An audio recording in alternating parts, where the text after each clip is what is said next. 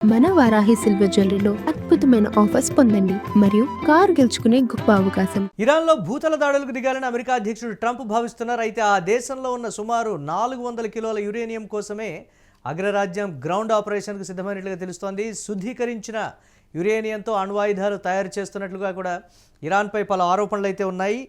Trump target ఇదే అని ప్రపంచం కూడా చెప్తున్నటువంటి పరిస్థితి. ఇక దీనికి సంబంధించి మరిన్ని అప్డేట్స్ మా కరెస్పాండెంట్ భరత్ అందిస్తారు. భరత్, ఏంటి, ఏ విధంగా చూడాలంటారు? ట్రంప్ భూతల దాడులకు ఇంకా పూర్తి స్థాయిలో దిగబోతున్నారు అనేటువంటి మాట. యురేనియం ప్రధానమైనటువంటి టార్గెట్. ఏ దేశంలో అయితే ఆ స్థాయిలో నిల్వలు ఉంటాయో బాగుంటుందో దాని మీద ట్రంప్ కన్నేస్తాడనడానికి మరొక ఉదాహరణగా కూడా చెప్తూ ఉన్నారు. ఎలా చూడాలంటారు దీన్ని? ఏదైతే అమెరికా ఇజ్రాయెల్ సంయుక్తంగా ఇరాన్ పై జరుగుతున్నటువంటి దాడి ఇప్పటికే 4 వారాలు పూర్తయినటువంటి పరిస్థితి కనిపిస్తా ఉంది. ఈ నేపథ్యంలో ఇరాన్ కు సంబంధించినంత వరకు కూడా ఇప్పటిదాకా గగనతలంగా కూడా దాడులు చేసినటువంటి అమెరికా ఇజ్రాయెల్ ఇప్పుడు సైనికులతోటి భూతల దాడులకు దిగుతుందనే సమాచారం అందుతుంది. దానికి అనుగుణంగానే ఇప్పటికే గల్ఫ్ దేశాల్లో సుమారుగా 3,000 మంది సైనికుల్ని దించినట్టు సమాచారం అందుతుంది. అయితే దీనికి సంబంధించినంత వరకు అమెరికా ఎందుకు ఇరాన్ పైన దాడి చేస్తుంది, దాంతో పాటుగా ఇరాన్ కు సంబంధించినంత వరకు కూడా ప్రపంచ దేశాలకి చమురు వాటా అందించేటటువంటి హర్ముజ్ జలసంధికి సంబంధించినంత వరకు 20% వాటా అక్కడి నుంచే ప్రపంచ దేశాలకు వెళ్ళేటటువంటి సిచ్యువేషన్. అటువంటి హర్ముజ్ జలసంధి మూసేసి నేటికి 4 వారాలు పూర్తవుతున్నటువంటి పరిస్థితి నేపథ్యం ఇప్పటికే ప్రపంచ దేశాలు అంతటా కూడాను పెట్రోల్, డీజిల్ తో పాటుగా ఎల్పీజీ దొరక తీవ్ర ఇక్కట్లు ఎదుర్కొంటున్నటువంటి పరిస్థితి. అయితే దీనికి సంబంధించినంత వరకు కాల్పుల విరమణ పేరుతో 5 రోజులు అని చెప్పి అక్కడి నుంచి నెల రోజుల పాటు కాల్పుల విరమణ చేస్తామంటూ కూడా ట్రంప్ కీలక వ్యాఖ్యలు చేయడం, దాంతో పాటుగా 15 సూత్రాలు ఏదైతే 15కు సంబంధించిన అంశాలను కూడా పెట్టినటువంటి పరిస్థితి.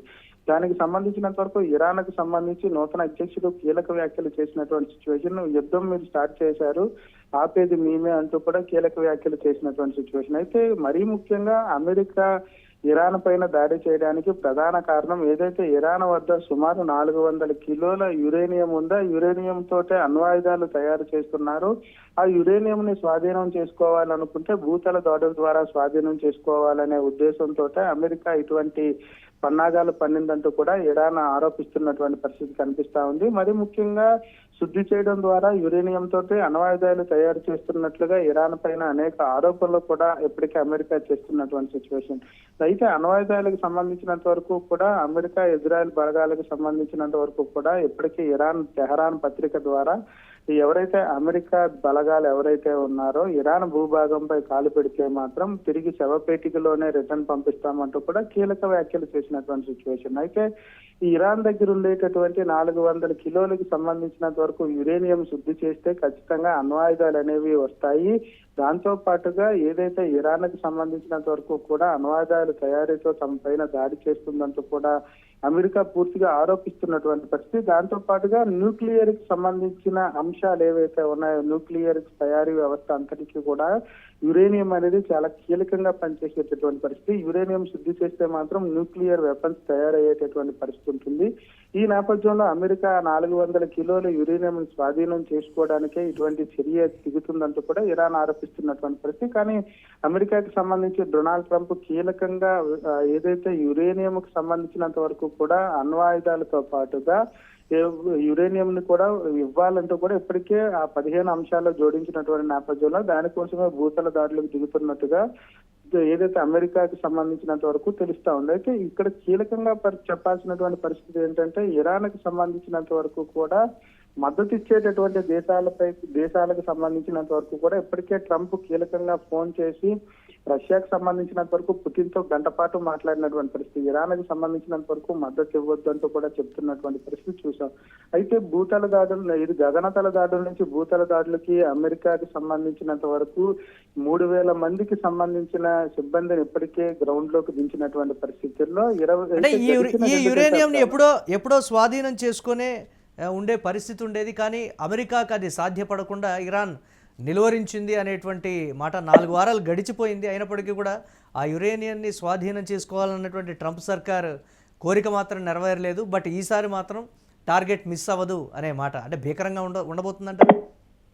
ఖచ్చితంగా ఇప్పటి వరకు ఏదైతే గగనతల దాడులు చేసినటువంటి అమెరికా, ఇజ్రాయెల్ ఇప్పుడు భూతలం పై నుంచి ఇరాన్ ని పూర్తిగా కూడా టార్గెట్ చేయాలంటూ కూడాను చేస్తున్నటువంటి సిచ్యువేషన్ కనిపిస్తుంది. దానికి అనుగుణంగానే యుఎస్ఎస్ సంబంధించి ట్రిపోలి లాంటి నౌకలతో పాటుగా T3 లాంటి ఏదైతే గగనతల దానికి సంబంధించినంత వరకు గగనతలం నుంచి పూర్తిగా కూడా ఇదొక సర్వర్ లా పనిచేసేటటువంటి పరిస్థితి. భూభాగంలో ఎటువంటి కంట్రోల్ కమాండ్ లా పనిచేస్తుంది. అటువంటి విమానాలు కూడా రంగంలోకి దించినటువంటి సిచ్యువేషన్.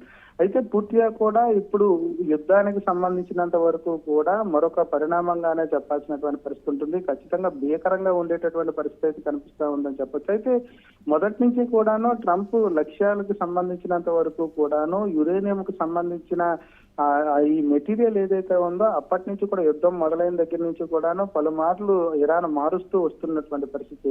ఏదైతే టెహరాన్ న్యూక్లియర్ బాంబుకు సంబంధించినంత వరకు కూడా విషయం సిద్ధమవుతుందనేటటువంటి పరిస్థితి ఉన్నటువంటి నేపథ్యంలో దానికి సంబంధించినంత వరకు కూడాను ఎక్కడ ఉన్నది యురేనియం శుద్ధి చేసేటటువంటి ప్లాంట్ కి సంబంధించి కానీ అసలు యురేనియం 400 కేజీలను ఎక్కడ దాచారనే దానిపైన ఇప్పటికే కీలకంగా అమెరికాకి సంబంధించినంత వరకు గూఢచర్యలు చేసినటువంటి పరిస్థితుల్లో పూర్తి స్థాయిలో ఎక్కడుంటే అక్కడ దాడులు చేసినటువంటి పరిస్థితి. కానీ ఇరాన్ పూర్తి స్థాయిలో దాన్ని మారుస్తూ వస్తూ వచ్చింది. ఎందుకంటే 4 వారాల పాటు ఈ 400 కేజీల యురేనియం ను కూడా తను చాలా జాగ్రత్తగా దాచుకుంటూ వచ్చింది.